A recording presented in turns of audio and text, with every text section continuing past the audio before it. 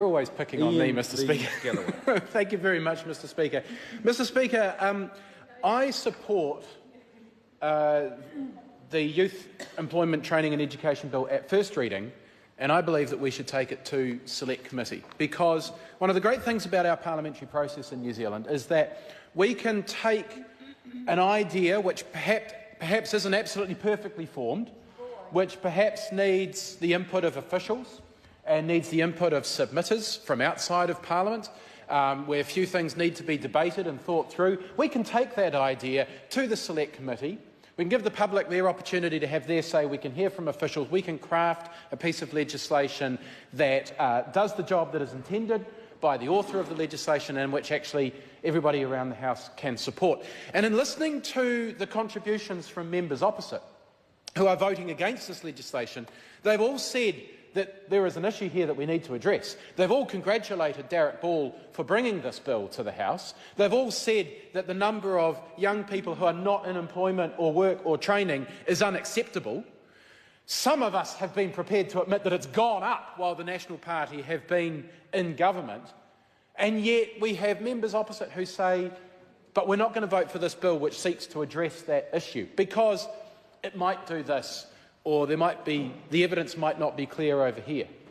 Well, from a party that has put so much stock into charter schools, for which the evidence is very hazy, to say that they're not prepared to support this, even to Select Committee, just because they're not convinced or they think there might be some unintended consequences. Well, I think that's incredibly disingenuous, because the evidence for and against putting young people into military-style programs is balanced. If you look at the evidence around the world, there is some evidence that putting young people through military-style programs can improve their employment prospects, can improve their educational outcomes, and there is some evidence that it's not quite so strong. It's quite similar, actually, to the level of evidence around charter schools, which that government is really prepared to support. So let's take it to Select Committee. We don't think this is a perfect bill by any stretch of the imagination, but we do think there is an issue here. 90,000 young people not in school, not in work, not in some form of training. And when we announced our Ready to Work program, which we think is somewhat analogous to this, the idea of getting young people into a guaranteed 6 months' worth of work to get them work ready, when we announced that, there were only 71,000 young people not in work or school or training. And that number has now gone up to 90,000, and it shows absolutely no sign of reversing. So all the things that the National Party members have listed as the reasons not to support this bill actually aren't making a difference. So why not take this one to Select Committee? Why not acknowledge that we do need to try some different options? Why not acknowledge that the public sector, and in this case in the form of the Defence Force, might actually have the resources to provide an opportunity for young people to turn things around? And what this bill provides for is not a wholesale shift into this program. It is a pilot program. It is an opportunity to test an idea out.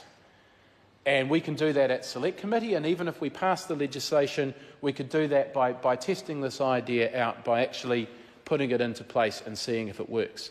But the government isn't even prepared to go to Select Committee. Why is that?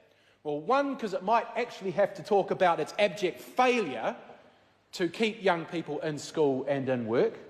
Two, because the arrogance of them is such that they cannot stand to see an idea from the opposition actually have an opportunity to fly, to actually have an opportunity to go to Select Committee and talk about it. So I haven't heard one argument from the government members why they are voting against this to even go to Select Committee.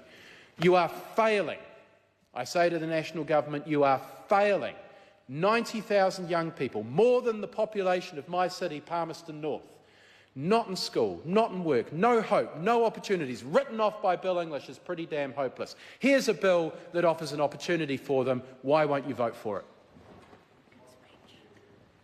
I'm not sure if I stuck to Thank you, Mr. Speaker. I rise to take a call to speak against the Youth Employment Training and Education